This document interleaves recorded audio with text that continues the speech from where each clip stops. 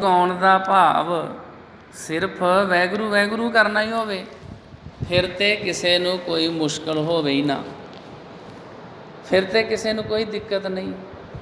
ਜਿਵੇਂ ਅਨੇਕਾਂ ਹੀ ਬਾਬੇ ਉਹ ਸੰਗਤ ਨੂੰ ਕਹਿੰਦੇ ਬਸ ਜੀ ਤੁਸੀਂ ਸਿਮਰਨ ਹੀ ਕਰੋ, ਤੁਸੀਂ ਵਾਹਿਗੁਰੂ ਵਾਹਿਗੁਰੂ ਕਰੋ, ਤੁਸੀਂ ਕੋਈ ਗੱਲ ਨਹੀਂ ਸੁਣਨੀ, ਕੋਈ ਗੱਲ ਨਹੀਂ ਕਰਨੀ। ਜਦੋਂ ਗੁਰੂ ਗ੍ਰੰਥ ਸਾਹਿਬ ਜੀ ਮਹਾਰਾਜ ਦੀ ਬਾਣੀ ਪੜ੍ਹਾਂਗੇ, ਗੁਰੂ ਸਾਹਿਬ ਜੀ ਗਿਆਨ ਦੇਣਗੇ।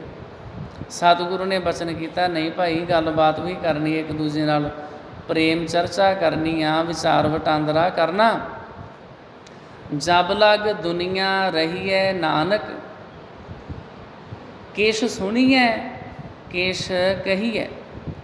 ਜਦੋਂ ਤੱਕ ਆਪਾਂ ਇਸ ਦੁਨੀਆ ਦੇ ਵਿੱਚ, ਇਸ ਸੰਸਾਰ ਦੇ ਵਿੱਚ ਰਹਿਣਾ, ਉਦੋਂ ਤੱਕ ਕਿਸੇ ਨੂੰ ਕੁਝ ਕਹਿਣਾ ਵੀ ਪਵੇਗਾ ਅਤੇ ਕਿਸੇ ਦੀ ਗੱਲ ਸੁਣਨੀ ਵੀ ਪਏਗੀ। ਇੱਕ ਭਗਤ ਆਇਆ ਸੀ ਸ਼੍ਰੀ ਗੁਰੂ ਅਰਜਨ ਸਾਹਿਬ ਜੀ ਮਹਾਰਾਜ ਦੇ ਕੋਲ। ਉਹ ਕਹਿਣ ਲੱਗਾ ਜੀ ਮੇਰੀ ਬਾਣੀ ਗੁਰੂ ਗ੍ਰੰਥ ਸਾਹਿਬ ਦੇ ਵਿੱਚ ਲਿਖ ਲਓ।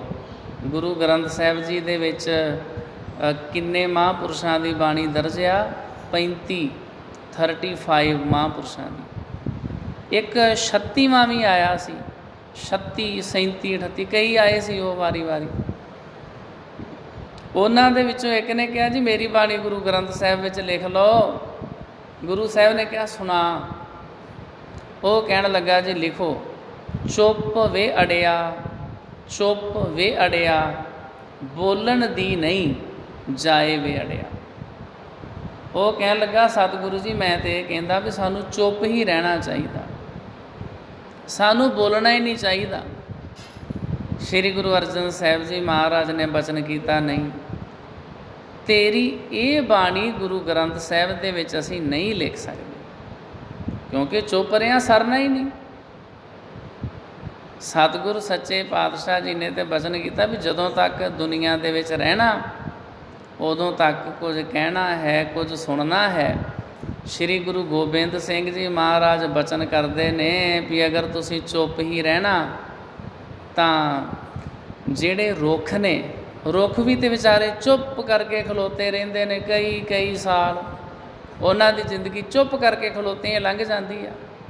ਜੇ ਤੁਸੀਂ ਚੁੱਪ ਹੀ ਰਹਿਣਾ ਫਿਰ ਤੁਸੀਂ ਰੁੱਖ ਹੀ ਬਣ ਜਾਂਦੇ, ਫਿਰ ਤੁਸੀਂ ਇਨਸਾਨ ਬਣ ਕੇ ਕੀ ਕਰਨਾ ਸੀ? ਫਿਰ ਤੁਹਾਨੂੰ ਰੱਬ ਭਾਵੇਂ ਜ਼ੁਬਾਨ ਜੀਭ ਨਾ ਹੀ ਲਾਉਂਦਾ। ਰੱਬ ਜੀ ਨੇ ਜੀਭ ਦਿੱਤੀ ਆ, ਇਹਦੇ ਨਾਲ ਸੋਹਣਾ ਬੋਲੋ, ਲੋਕਾਂ ਨੂੰ ਜਗਾਉਣ ਦੀ ਕੋਸ਼ਿਸ਼ ਕਰੋ, ਗੁਰੂ ਦੀ ਬਾਣੀ ਦੀ ਕੋਈ ਵਿਚਾਰ ਕਰੋ। ਤਾਂ ਕਰਕੇ ਸਤਿਗੁਰੂ ਸੱਚੇ ਪਾਤਸ਼ਾਹ ਜੀ ਨੇ ਸਾਨੂੰ ਸਮਝਾਇਆ ਵੀ ਜਿਹੜਾ ਰੱਬ ਦਾ ਪਿਆਰਾ ਵਾ ਨਾ, ਉਹ ਵਾਹਿਗੁਰੂ ਜੀ ਦੇ ਗੁਣ ਗਾਉਂਦਾ ਹੀ ਰਹਿੰਦਾ। ਰੱਬ ਦਾ ਪਿਆਰਾ ਕੁਝ ਨਾ ਕੁਝ ਚੰਗਾ ਬੋਲਦਾ ਰਹਿੰਦਾ, ਅਤੇ ਉਹ ਬਹੁਤਿਆਂ ਨੂੰ ਨਹੀਂ ਵੀ ਚੰਗਾ ਆਉਂਦਾ। ਅੱਜ ਦਾ ਸ਼ਬਦ ਵੀ ਇਹਦੇ ਨਾਲ ਹੀ ਸੰਬੰਧਿਤ, ਜਿਸ ਸ਼ਬਦ ਦਾ ਮੈਂ ਕੱਲ੍ਹ ਜ਼ਿਕਰ ਕੀਤਾ ਸੀ, ਉਹ ਸਰਚ ਕੀਤਾ ਸ਼ਬਦ, ਉਹਦੇ ਅਸੀਂ ਅਰਥ ਪੜ੍ਹਨ ਦੀ ਕੋਸ਼ਿਸ਼ ਕਰਨੀ ਆ। ਜਿਹੜਾ ਰੱਬ ਦਾ, ਹੁਣ ਗੁਰੂ ਸਾਹਿਬਾਂ ਦੀਆਂ ਇੰਨੀਆਂ ਜ਼ਿਆਦੀਆਂ ਜੰਗਾਂ ਕਿਉਂ ਹੋਈਆਂ? ਗੁਰੂ ਹਰਗੋਬਿੰਦ ਸਾਹਿਬ ਜੀ ਦੀਆਂ ਵੀ ਤਾਂ 4 ਜੰਗਾਂ ਹੋਈਆਂ ਨੇ ਨਾ। ਗੁਰੂ ਗੋਬਿੰਦ ਸਿੰਘ ਜੀ ਮਹਾਰਾਜ ਦੀਆਂ ਲਗਭਗ 14 ਜੰਗਾਂ ਹੋਈਆਂ ਨੇ। ਕਿਉਂ? ਸੱਚ ਬੋਲਦੇ ਸੀ। ਉਹ ਸਮੇਂ ਦੀ ਹਕੂਮਤ ਨੂੰ ਵੰਗਾਰਦੇ ਸੀ। ਜਿਹੜਾ ਧੱਕਾ ਅਤੇ ਜ਼ੁਲਮ ਹੁੰਦਾ ਸੀ ਉਹਦੇ 'ਤੇ ਚੋਟ ਕਰਦੇ ਸੀ। ਗੁਰੂ ਸਾਹਿਬ ਜੀ ਨੇ ਸਮੇਂ ਦੀਆਂ ਸਰਕਾਰਾਂ ਨੂੰ ਕੁੱਤੇ ਕਿਹਾ। ਗੁਰੂ ਗ੍ਰੰਥ ਸਾਹਿਬ 'ਚ ਕੀ ਲਿਖਿਆ? ਕੁੱਤੇ। ਅਤੇ ਜਿਨ੍ਹਾਂ ਨੂੰ ਕੁੱਤੇ ਕਿਹਾ ਉਹਨਾਂ ਨੂੰ ਤਕਲੀਫ ਤਾਂ ਹੋਣੀ ਸੀ। ਫਿਰ ਉਹ ਤਾਂ ਕਰਕੇ ਗੁਰੂ ਸਾਹਿਬ ਜੀ ਦੀਆਂ ਸ਼ਹੀਦੀਆਂ ਹੋਈਆਂ ਨੇ। ਤਾਂ ਕਦੇ ਇਹਨਾਂ ਨੂੰ ਤੱਤੀ ਤਵੀ 'ਤੇ ਬਿਠਾ ਦਿਓ, ਕਦੇ ਤੱਤੀ ਰੇਤ ਸੀਸ 'ਚ ਪਾ ਦਿਓ, ਕਦੇ ਨਿੱਕੇ ਬੱਚੇ ਨੀਹਾਂ 'ਚ ਚਿਣ ਦਿਓ, ਕਦੇ ਕੁਝ, ਕਦੇ ਘੇਰਾ ਪਾ ਲਓ ਕਿਲੇ ਨੂੰ। ਉਹ ਤਾਂ ਕਰਕੇ ਵੀ ਗੁਰੂ ਸਾਹਿਬ ਨੇ ਸੱਚ ਕਿਹਾ, ਅਤੇ ਸੱਚ ਸੁਣਨਾ ਬੜਾ ਕਠਿਨ ਹੁੰਦਾ। ਰਾਜੇਸ਼ੀ, ਗੁਰੂ ਸਾਹਿਬ ਨੇ ਕਿਹਾ ਜਿਹੜੇ ਨੇ ਨਾ ਰਾਜੇ, ਇਹ ਹੈਗੇ ਨੇ ਸ਼ੇਰ। ਰਾਜੇਸ਼ੀ ਮੁਕੱਦਮ ਕੁੱਤੇ, ਅਤੇ ਜਿਹੜੀਆਂ ਨਿੱਕੀਆਂ ਪੋਸਟਾਂ 'ਤੇ ਕੰਮ ਕਰਨ ਵਾਲੇ ਆ ਨਾ, ਨਿੱਕੇ ਅਹੁਦਿਆਂ 'ਤੇ, ਉਹ ਕੌਣ ਨੇ? ਕੁੱਤੇ। ਹੁਣ ਇਹ ਗੱਲ ਗੁਰੂ ਗ੍ਰੰਥ ਸਾਹਿਬ 'ਚ ਲਿਖੀ ਆ। ਅਤੇ ਜਿਹੜੇ ਇਸ ਤਰ੍ਹਾਂ ਦੇ ਪ੍ਰਬੰਧਕ ਕੁੱਤਿਆਂ ਵਰਗੇ ਬਣ ਗਏ ਨੇ, ਜਦੋਂ ਉਹ ਸੁਣਨਗੇ ਤਾਂ ਤਕਲੀਫ ਤਾਂ ਉਹਨਾਂ ਨੂੰ ਲੱਗੇਗੀ। ਲਿਖਿਆ ਗੁਰੂ ਨਾਨਕ ਸਾਹਿਬ ਨੇ, ਰਾਜੇਸ਼ੀ ਮੁਕੱਦਮ ਕੁੱਤੇ ਜਾਏ ਜਗਾਇਨ ਬੈਠੇ ਸੁੱਤੇ। ਜਿਹੜੇ ਲੋਕੀ ਵਿਚਾਰੇ ਗਰੀਬ ਗੁਰਬੇ ਸੁੱਖ ਆਰਾਮ ਦੀ ਨੀਂਦ ਸੁੱਤੇ ਹੁੰਦੇ ਨੇ, ਉਹਨਾਂ ਨੂੰ ਜਾ ਕੇ ਜਗਾ ਲੈਂਦੇ ਨੇ। ਭਾਵ ਉਹਨਾਂ ਨੂੰ ਚੰਗੀ ਵਧੀਆ ਜ਼ਿੰਦਗੀ ਬਸਰ ਨਹੀਂ ਕਰਨ ਦਿੰਦੇ। ਰੱਬ ਦੇ ਪਿਆਰਿਆਂ ਨੂੰ, ਸੰਤਾਂ ਮਹਾਂਪੁਰਸ਼ਾਂ ਨੂੰ, ਆਮ ਭੋਲੀ ਭਾਲੀ ਲੁਕਾਈ ਨੂੰ, ਆਮ ਪਬਲਿਕ ਨੂੰ ਇਹ ਉੱਚੇ ਅਹੁਦਿਆਂ ਵਾਲੇ ਲੋਕ ਤੰਗ ਪਰੇਸ਼ਾਨ ਕਰਦੇ ਨੇ, ਜ਼ੁਲਮ ਕਰਦੇ ਨੇ। ਜਾਏ ਜਗਾਇਨ ਬੈਠੇ ਸੁੱਤੇ, ਚਾਕਰ ਨਹਿੰਦਾ ਪਾਇਨ ਘਾਓ। ਇਹ ਆਮ ਪ੍ਰਜਾ ਦੇ ਨੌਂਦਰਾਂ ਮਾਰਦੇ ਨੇ। ਚਾਕਰ ਦਾ ਅਰਥ ਹੁੰਦਾ ਨੌਕਰ, ਨਹਿੰਦਾ ਦਾ ਭਾਵ ਨੌ, ਪਾਇਨ ਘਾਓ। ਇਹ ਜਿਹੜੇ ਲੋਕ ਨੇ, ਜਿਹੜੀਆਂ ਸਮੇਂ ਦੀਆਂ ਸਰਕਾਰਾਂ ਨੇ ਆਮ ਪਬਲਿਕ ਦਾ ਇਹ ਮਾਸ ਨੋਚਦੀਆਂ ਨੇ, ਉੱਦਾਂ ਦੇ ਨੌਂਦਰਾਂ ਮਾਰਦੀਆਂ ਨੇ। ਕਦੇ ਕੋਈ ਟੈਕਸ ਲਾ ਦਿੱਤਾ, ਕਦੇ ਕਿਸੇ ਤਰੀਕੇ ਨਾਲ ਤੰਗ ਪਰੇਸ਼ਾਨ ਕੀਤਾ, ਅਤੇ ਸੁੱਖ ਸਹੂਲਤ ਕੋਈ ਨਹੀਂ ਦੇਣੀ। ਬਸ ਇਹਨਾਂ ਦਾ ਜਿੰਨੀਆਂ ਨੌਂਦਰਾਂ ਮਾਰ ਮਾਰ ਕੇ ਇਹਨਾਂ ਦਾ ਖੂਨ ਕੱਢ ਦਿਓ ਆਮ ਜਨਤਾ ਦਾ। ਚਾਕਰ ਨਹਿੰਦਾ ਪਾਇਨ ਘਾਓ, ਰਤ ਪਿੱਤ ਕੁੱਤਿਓ ਚੱਟ ਜਾਓ। ਗੁਰੂ ਸਾਹਿਬ ਨੇ ਕਿਹਾ ਵੀ ਤੁਸੀਂ ਸਾਰੇ ਸ਼ੇਰ ਕੁੱਤੇ ਜਾਨਵਰ ਸਾਰੇ ਰਲੇ ਪਏ ਹੋ, ਜਿਹੜੇ ਇਸ ਤਰ੍ਹਾਂ ਤੁਸੀਂ ਉਹਨਾਂ ਦਾ ਖੂਨ ਨੌਂਦਰਾ ਮਾਰਦੇ ਹੋ, ਖੂਨ ਕੱਢਦੇ ਹੋ, ਖੂਨ ਚੱਟਦੇ ਹੋ। ਇਹ ਤੁਹਾਡੇ ਹਾਲਾਤ ਹੋਏ ਨੇ ਅੱਜ ਦੇ ਸਮੇਂ 'ਚ। ਇਹੀ ਹੈ, ਜਿਹੜੇ ਬੰਦੇ ਨੇ ਕੋਈ ਵੀ ਸਰਕਾਰੀ ਕੰਮ ਕਰਵਾਉਣਾ ਹੋਵੇ, ਉਹਦੇ ਵਾਸਤੇ ਉਹਨੂੰ ਰਿਸ਼ਵਤਾਂ ਦੇਣੀਆਂ ਪੈਂਦੀਆਂ ਨੇ, ਪੈਸੇ ਦੇਣੇ ਪੈਂਦੇ। ਰਹੋ ਵਿਚਾਰ ਤੋ ਸਤਿਗੁਰ ਸੱਚੇ ਪਾਤਸ਼ਾਹ ਜੀ ਬੋਲਦੇ ਸੀ ਸੱਚ, ਅਤੇ ਤਾਂ ਹੀ ਕਰਕੇ ਉਹਨਾਂ ਦੀਆਂ ਹੁੰਦੀਆਂ ਸੀ ਸ਼ਿਕਾਇਤਾਂ। ਸ਼੍ਰੀ ਗੁਰੂ ਰਾਮਦਾਸ ਸਾਹਿਬ ਜੀ ਮਹਾਰਾਜ ਦਾ ਹੁਕਮਨਾਮਾ ਸਾਹਿਬ ਆਪਾਂ ਸੁਣਿਆ। ਗੁਰੂ ਰਾਮਦਾਸ ਜੀ ਉਸ ਸ਼ਿਕਾਇਤ ਦੀ ਨਿਵਰਤੀ ਦੇ ਵਾਸਤੇ ਲਾਹੌਰ ਵੀ ਗਏ ਸੀ। ਅਕਬਰ ਬਾਦਸ਼ਾਹ ਦੇ ਦਰਬਾਰ ਵਿੱਚ ਗੁਰੂ ਰਾਮਦਾਸ ਜੀ ਦੀ ਪੇਸ਼ੀ ਹੋਈ ਸੀ। ਉਹਨਾਂ ਨੂੰ ਕਿਹਾ ਸੀ ਜੀ ਤੁਹਾਡੀ ਸ਼ਿਕਾਇਤ ਆਈ ਆ। ਗੋਇੰਦਵਾਲ ਸਾਹਿਬ ਦੇ ਲੋਕਾਂ ਨੇ ਗੁਰੂ ਘਰ ਦੀ ਸ਼ਿਕਾਇਤ ਕੀਤੀ ਆ ਵੀ ਇਹ ਨਵੇਂ ਕੰਮ ਕਰਦੇ, ਉੱਥੇ ਬੌਲੀ ਬਣਾ ਦਿੱਤੀ, ਲੰਗਰ ਲਾਤੇ, ਕੋਈ ਜਾਤ ਪਾਤ ਦਾ ਵਿਤਕਰਾ ਨਹੀਂ ਮੰਨਦੇ, ਵਿੱਚੇ ਬ੍ਰਾਹਮਣ ਦੀ ਐਸੀ ਤੈਸੀ ਫੇਰੀ ਜਾਂਦੇ, ਉਹਦੇ ਵਹਿਮਾਂ ਭਰਮਾਂ ਪਖੰਡਾਂ ਦਾ ਨਾਸ਼ ਕਰੀ ਜਾਂਦੇ ਆ, ਤਾਂ ਕਰਕੇ ਤੁਹਾਡੀ ਸ਼ਿਕਾਇਤ ਆਈ ਆ। ਅਤੇ ਤਾਂ ਗੁਰੂ ਰਾਮਦਾਸ ਜੀ ਗਏ ਸੀ ਉੱਥੇ ਲਾਹੌਰ, ਨਾਲ ਪੋਥੀ ਲੈ ਕੇ, ਆਪਣੇ ਪੋਥੀ ਲੈ ਕੇ ਗਏ ਸੀ। ਅਕਬਰ ਨੇ ਕਿਹਾ ਵੀ ਪਤਾ ਲੱਗਿਆ ਤੁਸੀਂ ਇੱਕ ਗ੍ਰੰਥ ਸਾਹਿਬ ਬਣਾਉਣ ਡਏ ਹੋ, ਉਹਦੇ ਵਿੱਚ ਤੁਸੀਂ ਦੇਵੀਆਂ ਦੇਵਤਿਆਂ ਇਤਿਆਦਿਕ ਜਿਹੜੇ ਪਹਿਲਾਂ ਕਰਮ ਹੁੰਦੇ ਉਹਨਾਂ ਦੀ ਤੁਸੀਂ ਨਿੰਦਿਆ ਕੀਤੀ ਆ, ਬ੍ਰਾਹਮਣਾਂ ਦੇ ਬਾਰੇ ਬੁਰਾ ਭਲਾ ਤੁਸੀਂ ਲਿਖਿਆ। ਗੁਰੂ ਰਾਮਦਾਸ ਜੀ ਨੇ ਕਿਹਾ ਨਹੀਂ, ਅਸੀਂ ਕਿਸੇ ਬਾਰੇ ਬੁਰਾ ਭਲਾ ਨਹੀਂ ਲਿਖਿਆ, ਅਸੀਂ ਉਸ ਗ੍ਰੰਥ ਸਾਹਿਬ ਦੇ ਵਿੱਚ ਲਿਖਣ ਲੱਗੇ ਹਾਂ ਸੱਚ, ਸੱਚ ਲਿਖ ਰਹੇ ਹਾਂ। ਉਹ ਸੱਚ ਝੂਠਿਆਂ ਨੂੰ ਨਹੀਂ ਚੰਗਾ ਲੱਗਦਾ। ਅਕਬਰ ਬਾਦਸ਼ਾਹ ਨੇ ਕਿਹਾ ਪੜ੍ਹ ਕੇ ਸੁਣਾਓ। ਭਾਈ ਜੇਠਾ ਜੀ ਨੇ ਉਹ ਗ੍ਰੰਥ, ਉਹ ਪੋਥੀ ਖੋਲ੍ਹ ਕੇ ਪੜ੍ਹ ਕੇ ਸੁਣਾਈ। ਸ਼ਬਦ ਆਇਆ, ਅਵਲ ਅੱਲਾ ਨੂਰ ਉਪਾਇਆ, ਕੁਦਰਤ ਕੇ ਸਭ ਬੰਦੇ, ਏਕ ਨੂਰ ਤੇ ਸਭ ਜਗ ਉਪਜਿਆ, ਕੌਣ ਭਲੇ ਕੋ ਮੰਦੇ। ਉਹਨੇ ਕਿਹਾ ਅੱਗੇ ਪੜ੍ਹ ਕੇ ਸੁਣਾਓ। ਥੋੜ੍ਹੇ ਜਿਹੇ ਅੰਗ ਹੋਰ ਗੁਰੂ ਮਹਾਰਾਜ ਦੇ ਗੁਰਬਾਣੀ ਦੇ ਅੰਗ ਐਵੇਂ ਥੱਲ ਕੇ ਉੱਥੇ ਪੜ੍ਹ ਕੇ ਸੁਣਾਓ ਕੀ ਲਿਖਿਆ।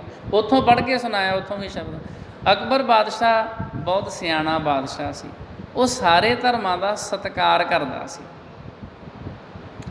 ਉਹਨੇ ਕਿਹਾ ਨਹੀਂ, ਸ਼ਿਕਾਇਤ ਝੂਠੀ ਆ, ਤੁਹਾਡੀਆਂ ਸ਼ਿਕਾਇਤਾਂ ਕਰਨ ਵਾਲੇ ਲੋਕ ਝੂਠੇ ਨੇ, ਤੁਸੀਂ ਜੋ ਲਿਖਿਆ ਗ੍ਰੰਥ ਸਾਹਿਬ ਦੇ ਵਿੱਚ ਤੁਸੀਂ ਸੱਚ ਲਿਖਿਆ। ਸਤਿਕਾਰ ਦੇ ਨਾਲ ਵਾਪਸ ਭੇਜ ਦਿੱਤਾ।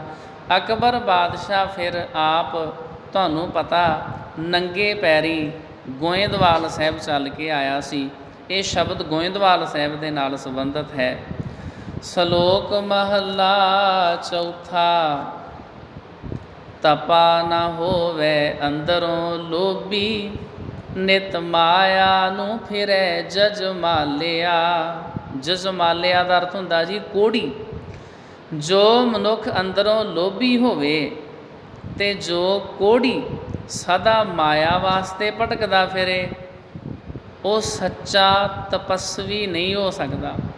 ਜਿਹਦੀ ਜ਼ਿੰਦਗੀ ਦਾ ਉਦੇਸ਼ ਸਿਰਫ ਮਾਇਆ ਹੀ ਇਕੱਠੀ ਕਰਨੀ ਹੋਵੇ ਉਹ ਸੱਚਾ ਤਪੱਸਵੀ ਨਹੀਂ ਹੋ ਸਕਦਾ। ਅੱਗੋਂ ਦੇ ਸੱਦਿਆ ਸਤੈ ਦੀ ਭਿਖਿਆ ਲੈ ਨਾਹੀ, ਪਿੱਛੋਂ ਦੇ ਪਛੁਤਾਏ ਕਹਿ ਆਣ ਤਪੈ ਪੁੱਤ ਵਿੱਚ ਬਹਾਲਿਆ। ਅੱਗੋਂ ਦੇ ਪਹਿਲਾਂ ਸਤੈ ਦੀ ਆਦਰ ਦੀ ਆਣ ਲਿਆ ਕੇ ਇਹ ਤਪਾ ਪਹਿਲਾਂ ਆਪਣੇ ਆਪ ਸੱਦਿਆਂ ਆਦਰ ਦੀ ਪਿੱਛਿਆ ਨਹੀਂ ਲੈਂਦਾ ਨਹੀਂ ਸੀ ਤੇ ਪਿੱਛੋਂ ਪਛਤਾ ਕੇ ਇਸ ਨੇ ਪੁੱਤਰ ਨੂੰ ਲਿਆ ਕੇ ਪੰਗਤ ਵਿੱਚ ਬਿਠਾਲ ਦਿੱਤਾ। ਇਹ ਸਾਖੀ ਇਸ ਤਰ੍ਹਾਂ, ਜਦੋਂ ਗੁਰੂ ਅਮਰਦਾਸ ਜੀ ਮਹਾਰਾਜ ਨੇ ਗੋਇੰਦਵਾਲ ਸਾਹਿਬ ਦੇ ਵਿੱਚ ਲਾਇਆ ਲੰਗਰ, ਗੁਰੂ ਸਾਹਿਬ ਨੇ ਕਿਹਾ ਸਾਰੇ ਆਣ ਕੇ ਛਕੋ, ਪੰਗਤ 'ਚ ਬੈਠੋ। ਇਹ ਤਪਾ ਕਹਿਣ ਲੱਗਾ ਨਹੀਂ ਮੈਂ ਨਹੀਂ ਬਹਿ ਸਕਦਾ, ਇੱਥੇ ਕਈ ਜਾਤਾਂ ਦੇ ਲੋਕ ਬੈਠੇ ਨੇ। ਗੁਰੂ ਸਾਹਿਬ ਨੇ ਨਾਲ ਇਹ ਆਫਰ ਦਿੱਤੀ ਵੀ ਜਿਹੜੇ ਲੋਕੀ ਪੰਗਤ 'ਚ ਬਹਿ ਕੇ ਪ੍ਰਸ਼ਾਦਾ ਛਕਣਗੇ ਉਹਨਾਂ ਨੂੰ ਦਿੱਤੀਆਂ ਜਾਣਗੀਆਂ 5 ਮੋਹਰਾਂ, ਉਹਨਾਂ ਨੂੰ ਪੈਸੇ ਵੀ ਦਿੱਤੇ ਜਾਣਗੇ ਨਾਲ, ਜਿਹੜੇ ਪੰਗਤ 'ਚ ਬਹਿ ਕੇ ਪ੍ਰਸ਼ਾਦਾ ਛਕਣਗੇ। ਬਹੁਤ ਸਾਰੇ ਲੋਕੀ ਆਏ। ਅਗਲੇ ਦਿਨ ਗੁਰੂ ਸਾਹਿਬ ਨੇ ਹੋਰ ਰਕਮ ਵਧਾ ਦਿੱਤੀ ਵੀ ਜਿਹੜੇ ਅੱਜ ਆਣ ਕੇ ਪੰਗਤ 'ਚ ਬਹਿਣਗੇ ਉਹਨਾਂ ਨੂੰ ਹੋਰ ਜ਼ਿਆਦਾ ਪੈਸੇ ਦਿਆਂਗੇ। ਉਦੋਂ ਲੋਕੀ ਬਹਿੰਦੇ ਨਹੀਂ ਸੀ। ਤਾਂ ਜਿਹੜਾ ਤਪਾ ਸੀ ਜਿਹਨੇ ਨਾ ਕਰ ਦਿੱਤੀ ਸੀ ਨਾ, ਨਹੀਂ ਜੀ ਮੈਂ ਨਹੀਂ ਮੰਨਦਾ, ਮੈਂ ਨਹੀਂ ਪੰਗਤ 'ਚ ਬਹਿਣਾ, ਇਹ ਆਪਣੇ ਦਿਲ ਵਿੱਚ ਸੋਚੇ ਵੀ ਜੇ ਮੈਂ ਪੰਗਤ 'ਚ ਬਹਿ ਜਾਂਦਾ ਤਾਂ ਮੈਨੂੰ ਵੀ ਪੈਸੇ ਮਿਲ ਜਾਂਦੇ, ਪਰ ਹੁਣ ਮੈਂ ਕਰਾਂ ਕੀ, ਮੈਂ ਤਾਂ ਨਾ ਕਰ ਬੈਠਾ ਵਾਂ। ਅਗਲੇ ਦਿਨ ਜਦੋਂ ਇਹਨੂੰ ਪਤਾ ਲੱਗਿਆ ਵੀ ਰਕਮ ਕਾਫੀ ਵੱਧ ਗਈ ਆ, ਫਿਰ ਗੁਰਦੁਆਰੇ ਦੇ ਆਲੇ ਦੁਆਲੇ ਜਿਹੜੀ ਕੰਧ ਸੀ ਨਾ, ਇਹਨੇ ਆਪਣੇ ਬੇਟੇ ਨੂੰ ਕਿਹਾ ਵੀ ਪੁੱਤਰ ਇਸ ਤਰ੍ਹਾਂ ਕਰ, ਮੈਂ ਤਾਂ ਨਹੀਂ ਪੰਗਤ 'ਚ ਬਹਿ ਸਕਦਾ ਅਤੇ ਤੂੰ ਤਾਂ ਬੱਚਾ ਵਾਂ ਅਤੇ ਤੂੰ ਪੰਗਤ 'ਚ ਜਾ ਕੇ ਬਹਿ ਜਾ, ਨਾਲੇ ਲੰਗਰ ਛਕ ਆਵੀਂ, ਨਾਲੇ ਜਦੋਂ ਪੈਸੇ ਦੇਣਗੇ ਉਹ ਲੈ ਆਵੀਂ। ਉਸ ਤਪੇ ਨੇ, ਗੋਇੰਦਵਾਲ ਸਾਹਿਬ ਵਿੱਚ ਰਹਿਣ ਵਾਲੇ ਇੱਕ ਜੋਗੀ ਨੇ ਆਪਣਾ ਪੁੱਤਰ ਕੰਧ ਦੇ ਉੱਤੇ ਚੜ੍ਹਾਇਆ, ਉਹਨੂੰ ਥੱਲੇ ਲਮਕਾਇਆ ਅਤੇ ਉਹ ਜਿਹੜਾ ਪੁੱਤਰ ਸੀ ਨਾ ਉਹ ਜੀ ਕੰਧ ਤੋਂ ਡਿੱਗ ਪਿਆ। ਉਹਦੇ ਲੱਗ ਗਈ ਸੱਟ, ਰੋਇਆ ਕੁਰਲਾਇਆ, ਉਹਦਾ ਜਿਹੜਾ ਭਾਜ ਉਗੜ ਗਿਆ। ਅੱਗੋਂ ਦੇ ਸੱਦਿਆ ਸਤੈ ਦੀ ਭਿਖਿਆ ਲੈ ਨਾਹੀ, ਪਿੱਛੋਂ ਦੇ ਪਛੁਤਾਏ ਕਹਿ ਆਣ ਤਪੈ ਪੁੱਤ ਵਿੱਚ ਬਹਾਲਿਆ। ਇਹ ਤਪਾ ਪਹਿਲਾਂ ਆਪਣੇ ਆਪ ਸੱਦਿਆਂ ਆਦਰ ਦੀ ਪਿੱਛਿਆ ਲੈਂਦਾ ਨਹੀਂ ਸੀ ਅਤੇ ਪਿੱਛੋਂ ਪਛਤਾ ਕੇ ਇਸ ਨੇ ਪੁੱਤਰ ਨੂੰ ਲਿਆ ਕੇ ਪੰਗਤ 'ਚ ਬਿਠਾਲ ਦਿੱਤਾ। ਪੰਚ ਲੋਕ ਸਭ ਹੱਸਣ ਲੱਗੇ, ਤਪਾ ਲੋਭ ਲਹਿਰ ਹੈ ਗਾਲਿਆ। ਨਗਰ ਦੇ ਮੁਖੀ ਬੰਦੇ ਸਾਰੇ ਹੱਸਣ ਲੱਗ ਪਏ ਅਤੇ ਆਖਣ ਲੱਗੇ ਕਿ ਇਹ ਤਪਾ ਲੋਭ ਦੀ ਲਹਿਰ ਵਿੱਚ ਗਲਿਆ ਪਿਆ ਹੈ। ਜਿੱਥੇ ਥੋੜ੍ਹਾ ਧਨ ਵੇਖੈ ਤਿੱਥੈ ਤਪਾ ਭਿੱਟੈ ਨਾਹੀ, ਧਨ ਬਹੁਤੇ ਡਿਠੈ ਤਪੈ ਧਰਮ ਹਾਰਿਆ। ਜਿੱਥੇ ਥੋੜ੍ਹਾ ਧਨ ਵੇਖਦਾ ਹੈ ਉੱਥੇ ਤਾਂ ਨੇੜੇ ਛੂੰਹਦਾ ਵੀ ਨਹੀਂ, ਅਤੇ ਬਹੁਤਾ ਧਨ ਵੇਖਿਆ ਵੇਖ ਕੇ ਤਪੇ ਨੇ ਆਪਣਾ ਧਰਮ ਹਾਰ ਦਿੱਤਾ ਹੈ। ਥਾਂ ਥਾਂ ਵੇਖ ਲੈਂਦਾ ਕਿੱਥੋਂ ਮੈਨੂੰ ਜ਼ਿਆਦਾ ਪੈਸੇ ਮਿਲ ਸਕਦੇ ਨੇ। ਜਿਹੜੇ ਸਾਡੇ ਤਪੇ ਨੇ ਉਹ ਵੀ ਤਾਂ ਇੱਦਾਂ ਹੀ ਕਰਦੇ ਨੇ। ਹੁਣ ਤਾਂ ਖੈਰ ਆ ਪ੍ਰੋਗਰਾਮ ਹੀ ਸਾਰੇ ਬੰਦ ਹੋਏ ਨੇ, ਨਹੀਂ ਤਾਂ ਜਦੋਂ ਕੋਈ ਵੱਡੇ ਕੋਈ ਗੁਰਪੁਰਬ ਹੋਣ, ਕੋਈ ਵੱਡੇ ਦਿਨ ਤਿਉਹਾਰ ਹੋਣ, ਅਤੇ ਜਿਹੜੇ ਸਾਡੇ ਤਪੇ ਨੇ ਉਹ ਇਹੋ ਵੇਖਦੇ ਵੀ ਸਾਨੂੰ ਕਿੱਥੋਂ ਜ਼ਿਆਦਾ ਪੈਸੇ ਮਿਲ ਸਕਦੇ ਆ, ਕਿਹੜੀ ਸਟੇਜ 'ਤੇ ਜਾ ਕੇ ਕਥਾ ਕੀਰਤਨ ਕਰੀਏ ਜਿੱਥੋਂ ਸਾਨੂੰ ਚੰਗੀ ਮੋਟੀ ਰਕਮ ਮਿਲ ਸਕੇ। ਆ ਤੁਸੀਂ ਕਦੇ ਦੇਖਿਆ ਵੀ ਪਿੰਡਾਂ ਥਾਵਾਂ ਦੇ ਵਿੱਚ ਕੋਈ ਬੜੇ ਵੱਡੇ ਫੇਮਸ ਰਾਗੀ ਆਏ ਹੋਣ, ਉਹਨਾਂ ਦੇ ਅਸੀਂ ਪੈਸੇ ਨਹੀਂ ਦੇ ਸਕਦੇ, ਕਰਨਾ ਉਹਨਾਂ ਨੇ ਵੀ ਕੀਰਤਨ ਹੀ ਹੁੰਦਾ ਵਾ, ਪਰ ਉਹਨਾਂ ਦਾ ਅਸੀਂ ਖਰਚਾ ਹੀ ਨਹੀਂ ਦੇ ਸਕਦੇ ਕਿਉਂਕਿ ਉਹ ਵੱਡੇ ਤਪੇ ਨੇ। ਜਿੱਥੇ ਥੋੜ੍ਹਾ ਧਨ ਵੇਖੈ ਤਿੱਥੈ ਤਪਾ ਭਿੱਟੈ ਨਾਹੀ, ਧਨ ਬਹੁਤੇ ਡਿਠੈ ਤਪੈ ਧਰਮ ਹਾਰਿਆ। ਜਿੱਥੇ ਥੋੜ੍ਹਾ ਧਨ ਵੇਖਦਾ ਉੱਥੇ ਤਾਂ ਨੇੜੇ ਛੂੰਹਦਾ ਹੀ ਨਹੀਂ, ਅਤੇ ਬਹੁਤਾ ਧਨ ਵੇਖਿਆ ਵੇਖ ਕੇ ਤਪੇ ਨੇ ਆਪਣਾ ਧਰਮ ਹਾਰ ਦਿੱਤਾ ਹੈ। ਪਰ 2 ਦਿਨ ਹੋਏ ਨੇ ਗੁਰੂ ਕਿਰਪਾ ਦੇ ਨਾਲ ਮੈਂ ਕਵਿਤਾਵਾਂ ਲਿਖ ਰਿਹਾ ਵਾਂ, 4-5 ਕਵਿਤਾਵਾਂ ਲਿਖੀਆਂ। ਇੱਕ ਕੱਲ੍ਹ ਮੈਂ ਕਵਿਤਾ ਲਿਖੀ, ਉਹਦੇ ਸੰਬੰਧੀ ਮੈਨੂੰ ਬੜੇ ਫੋਨ ਆਏ। ਇੱਕ ਕਥਾਵਾਚਕ ਦਾ ਫੋਨ ਆਇਆ ਜੰਮੂ ਕਸ਼ਮੀਰ ਤੋਂ, ਕਹਿੰਦਾ ਜੀ ਮੈਂ ਕਵਿਤਾ ਤੁਹਾਡੀ ਪੜ੍ਹੀ ਆ ਅਤੇ ਉਹ ਕਾਫੀ ਚਿਰ ਲੱਗਾ ਰਿਹਾ, ਅੱਧਾ ਘੰਟਾ। ਕਈ ਗੱਲਾਂ ਅਸੀਂ ਉਹ ਵਿਚਾਰਦੇ ਰਹੇ। ਉਹ ਕਹਿਣ ਲੱਗਾ ਨਹੀਂ ਜੀ ਵੱਡੀਆਂ ਸਟੇਜਾਂ ਦੇ ਉੱਤੇ ਬਹੁਤ ਕੁਝ ਆ, ਤੁਸੀਂ ਐਵੇਂ ਕਹਿੰਦੇ ਰਹਿੰਦੇ ਹੋ। ਮੈਂ ਕਿਹਾ ਜੀ ਨਹੀਂ, ਜਿਹੜੇ ਆ ਪਿੰਡਾਂ ਥਾਵਾਂ ਦੇ ਵਿੱਚ ਵਿਚਾਰੇ ਗ੍ਰੰਥੀ ਨੇ ਅਤੇ ਇਹਨਾਂ ਨੂੰ ਬਹੁਤ ਦਿੱਕਤ ਆ। ਇਹਨਾਂ ਵਿਚਾਰਿਆਂ ਨੂੰ ਤਾਂ ਮਹੀਨੇ ਦੀ ਕਈਆਂ ਨੂੰ 3000 ਤਨਖਾਹ ਦਿੰਦੇ ਨੇ, ਕਈਆਂ ਨੂੰ 4500 ਦਿੰਦੇ ਆ, ਉਹਨਾਂ ਦਾ ਤਾਂ 200 ਰੁਪਈਆ ਦਿਹਾੜੀ ਵੀ ਨਹੀਂ ਬਹਿੰਦੀ। ਉਹ ਇਸ ਵਿਸ਼ੇ ਉੱਤੇ ਮੇਰੇ ਨਾਲ ਕਾਫੀ ਸਮਾਂ ਡਿਸਕਸ ਕਰਦਾ ਰਿਹਾ। ਨਹੀਂ ਜੀ ਫਿਰ ਵੱਡੀਆਂ ਸਟੇਜਾਂ 'ਤੇ ਚਲੇ ਜਾਣਾ ਚਾਹੀਦਾ ਜੀ। ਅਤੇ ਮੈਂ ਕਿਹਾ ਫਿਰ ਪਿੰਡਾਂ ਦੀਆਂ ਸਟੇਜਾਂ 'ਤੇ ਕੌਣ ਸੇਵਾ ਕਰੇ। ਫਿਰ ਉਹ ਚੁੱਪ ਕਰ ਗਿਆ। ਚਲੋ ਰਹੋ ਵਿਚਾਰ। ਜਿੱਥੈ ਥੋੜਾ ਧਨ ਵੇਖੈ ਤਿੱਥੈ ਤਪਾ ਭਿਟੈ ਨਾਹੀ, ਧਨ ਬਹੁਤੇ ਡਿਠੈ ਤਪੈ ਧਰਮ ਹਾਰਿਆ। ਜਿੱਥੇ ਥੋੜਾ ਧਨ ਵੇਖਦਾ ਹੈ ਉੱਥੇ ਤਾਂ ਨੇੜੇ ਛੂੰਹਦਾ ਵੀ ਨਹੀਂ, ਅਤੇ ਬਹੁਤਾ ਧਨ ਵੇਖਿਆ ਵੇਖ ਕੇ ਤਪੇ ਨੇ ਆਪਣਾ ਧਰਮ ਹਾਰ ਦਿੱਤਾ ਹੈ। ਭਾਈ ਇਹ ਤਪਾ ਨਾ ਹੋਵੀ ਬਗੁਲਾ ਹੈ, ਬਹਿ ਸਾਧ ਜਨਾ ਵਿਚਾਰਿਆ। ਭਲੇ ਮਨੁੱਖਾਂ ਨੇ ਇਕੱਠੇ ਹੋ ਕੇ ਵਿਚਾਰ ਕੀਤੀ ਅਤੇ ਫੈਸਲਾ ਕੀਤਾ ਕਿ ਹੇ ਭਾਈ ਇਹ ਸੱਚਾ ਤਪਾ ਨਹੀਂ ਹੈ, ਬਗੁਲਾ ਭਾਵ ਪਖੰਡੀ ਆ। ਇਹ ਜਿਹੜਾ ਤਪਾ ਕੋਈ ਸੱਚਾ ਨਹੀਂ ਆ। ਸਤ ਪੁਰਖ ਕੀ ਤਪਾ ਨਿੰਦਾ ਕਰੈ, ਸੈ ਸੰਸਾਰੈ ਕੀ ਉਸਤਤੀ ਵਿੱਚ ਹੋਵੈ।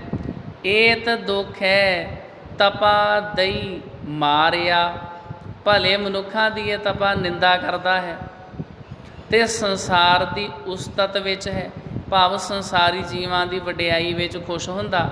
ਇਸ ਦੂਸ਼ਣ ਕਰਕੇ ਇਸ ਤਪੇ ਨੂੰ ਖਸਮ ਪ੍ਰਭੂ ਨੇ ਆਤਮਿਕ ਜੀਵਨ ਵੱਲੋਂ ਮੁਰਦਾ ਕਰ ਦਿੱਤਾ ਹੈ। ਇਹ ਬਸ ਵੇਖਣ ਨੂੰ ਬਾਹਰੋਂ ਤਪਾ ਜੋਗੀ ਧਾਰਮਿਕ ਬੰਦਾ ਲੱਗਦਾ, ਅੰਦਰੋਂ ਮਰਿਆ ਪਿਆ। ਮਹਾਂਪੁਰਖਾਂ ਕੀ ਨਿੰਦਾ ਕਾ ਵੇਖ ਜੇ ਤਪ। ਵੇਖੋ ਕੀ ਕੁਝ ਲਿਖਿਆ ਗੁਰੂ ਗ੍ਰੰਥ ਸਾਹਿਬ, ਸਿੱਧਾ ਹੀ ਮਹਾਰਾਜ ਨੇ ਲਿਖੀ, ਉਹ ਸਾਰੀ ਗਾਥਾ ਹੀ ਲਿਖਤੀ ਜੋ ਕੁਝ ਹੋਇਆ।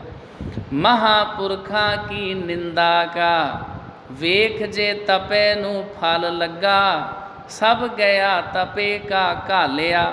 ਵੇਖੋ ਮਹਾਂਪੁਰਖਾਂ ਦੀ ਨਿੰਦਿਆ ਕਰਨ ਦਾ ਇਸ ਤਪੇ ਨੂੰ ਇਹ ਫਲ ਮਿਲਿਆ ਹੈ ਕਿ ਇਸ ਦੀ ਹੁਣ ਤਾਈਂ ਦੀ ਕੀਤੀ ਹੋਈ ਸਾਰੀ ਘਾਲ ਨਿਸ਼ਫਲ ਚਲੀ ਗਈ ਆ। ਰੱਬ ਦੇ ਪਿਆਰਿਆਂ ਦੀ ਝੂਠੀ ਨਿੰਦਿਆ ਕਰਦਾ ਸੀ ਨਾ, ਤਾਂ ਸੱਚ ਨੂੰ ਸੱਚ ਕਹਿਣਾ ਨਿੰਦਿਆ ਨਹੀਂ ਹੁੰਦੀ। ਸੱਚ ਨੂੰ ਝੂਠ ਕਹਿਣਾ ਨਿੰਦਿਆ ਹੁੰਦੀ ਆ। ਸੱਚ ਨੂੰ ਝੂਠ ਕਹਿਣਾ ਉਹ ਹੁੰਦੀ ਆ ਨਿੰਦਿਆ। ਕਈ ਲੋਕ ਇਸ ਤਰ੍ਹਾਂ ਦੇ ਜਿਹੜੇ ਉਹ ਨਿੰਦਿਆ ਕਰ ਦਿੰਦੇ ਆ, ਅਸਲ ਦੇ ਵਿੱਚ ਸੱਚ ਨੂੰ ਝੂਠ ਕਹਿ ਦੇਣਾ। ਇੱਕ ਬੰਦੇ ਨੇ, ਸਾਡੇ ਗ੍ਰੰਥੀ ਸਾਹਿਬ ਸੀ, ਬੜੇ ਸਤਿਕਾਰਯੋਗ, ਗੁਰੂ ਦੀ ਬਾਣੀ ਪੜ੍ਹਨ ਵਾਲੇ, ਭੈ ਭਾਵਨੀ 'ਚ ਰਹਿਣ ਵਾਲੇ, ਬੜੇ ਗੁਰੂ ਦੇ ਪਿਆਰੇ। ਉਹਨਾਂ ਦੀ ਕਿਸੇ ਨੇ ਸ਼ਿਕਾਇਤ ਕਰਤੀ। ਸ਼ਿਕਾਇਤ ਕੀ ਕੀਤੀ? ਇਹ ਜੀ ਗ੍ਰੰਥੀ ਸਿੰਘ ਗੋਲਕ ਤੋਂ ਪੈਸੇ ਚੁੱਕਦੇ ਨੇ। ਇਨਕੁਆਇਰੀ ਆ ਗਈ, ਮੇਰੇ ਬਿਆਨ ਹੋਏ ਵੀ ਤੂੰ ਦੱਸ ਕੀ ਕਹਿਣਾ ਚਾਹੁੰਦਾ। ਮੈਂ ਕਿਹਾ ਜੀ ਮੈਂ ਤਾਂ ਮਹਾਰਾਜ ਜੀ ਦੇ ਸਾਹਮਣੇ ਪੇਸ਼ ਹੋ ਕੇ ਕਹਿ ਸਕਦਾ ਵੀ ਇਹੋ ਜਿਹਾ ਇਲਜ਼ਾਮ ਮੇਰੇ 'ਤੇ ਲਾ ਲਓ, ਮੈਨੂੰ ਕੋਈ ਪਰਵਾਹ ਨਹੀਂ, ਪਰ ਜਿਹੜੇ ਸਾਡੇ ਸਿੰਘ ਦੇ 'ਤੇ ਤੁਸੀਂ ਇਹ ਬਲੇਮ ਲਾਉਂਦੇ ਹੋ ਨਾ, ਉਹਨਾਂ ਦੀ ਗਰੰਟੀ ਦਿੱਤੀ ਜਾ ਸਕਦੀ। ਉਹ ਭਲਿਓ ਅਤੇ ਗੁਰੂ ਦੀ ਇੰਨੀ ਭੈ ਭਾਵਨੀ 'ਚ ਰਹਿਣ ਵਾਲੇ, ਤੁਸੀਂ ਝੂਠ ਹੀ ਬਣਾਈ ਜਾਂਦੇ ਹੋ। ਥੋੜ੍ਹਾ ਬਾਹਲਾ ਤੇ ਰੱਬ ਦੇ ਕੋਲੋਂ ਡਰੋ, ਸੱਚੀ ਗੱਲ ਕਰੋ, ਝੂਠੀ ਗੱਲ ਨਾ ਕਰੋ। ਕਈ ਇਸ ਤਰ੍ਹਾਂ ਦੀਆਂ ਸ਼ਿਕਾਇਤਾਂ ਰੱਬ ਦੇ ਪਿਆਰਿਆਂ ਦੀਆਂ, ਸੰਤਾਂ ਦੀਆਂ, ਮਹਾਂਪੁਰਸ਼ਾਂ ਦੀਆਂ, ਰੱਬ ਦੇ ਪਿਆਰੇ ਭਗਤਾਂ ਦੀਆਂ, ਗੁਰੂ ਸਾਹਿਬਾਨਾਂ ਦੀਆਂ ਕਿੰਨੀਆਂ ਸ਼ਿਕਾਇਤਾਂ ਹੁੰਦੀਆਂ ਰਹੀਆਂ ਨੇ।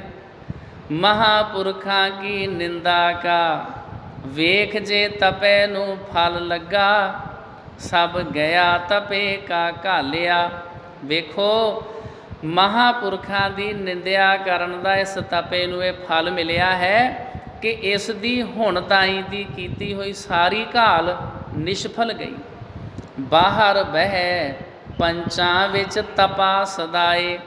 ਬਾਹਰ ਨਗਰ ਦੇ ਮੁਖੀ ਬੰਦਿਆਂ ਵਿੱਚ ਬੈਠ ਕੇ ਆਪਣੇ ਆਪ ਨੂੰ ਤਪਾ ਖਵਾਉਂਦਾ। ਅੰਦਰ ਬਹਿ ਤਪਾ ਪਾਪ ਕਮਾਏ। ਅਤੇ ਅੰਦਰ ਬਹਿ ਕੇ ਤਪਾ ਮੰਦੇ ਕਰਮ ਕਰਦਾ।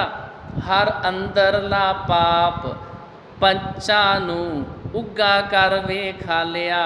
ਪ੍ਰਭੂ ਨੇ ਤਪੇ ਦਾ ਅੰਦਰ ਦਾ ਲੁਕਵਾਂ ਪਾਪ ਪੰਚਾਂ ਨੂੰ ਪ੍ਰਗਟ ਕਰਕੇ ਵਿਖਾਲ ਦਿੱਤਾ।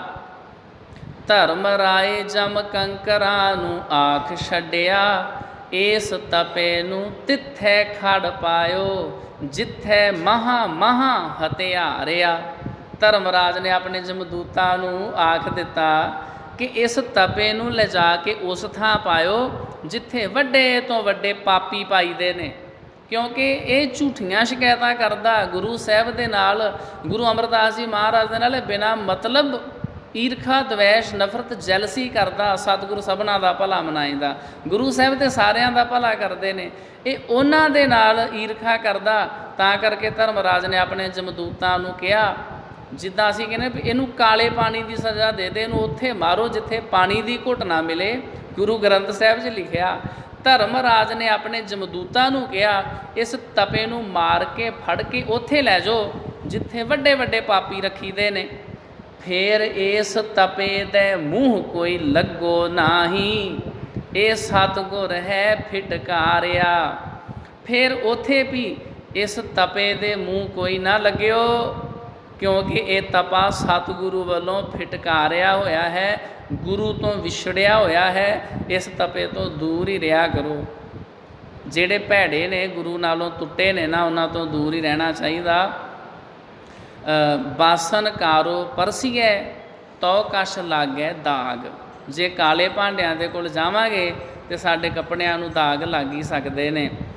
ਫਿਰ ਇਸ ਤਪੇ ਦੇ ਮੂੰਹ ਕੋਈ ਲੱਗੋ ਨਾਹੀ, ਇਹ ਸਤਿਗੁਰ ਹੈ ਫਿਟਕਾਰਿਆ।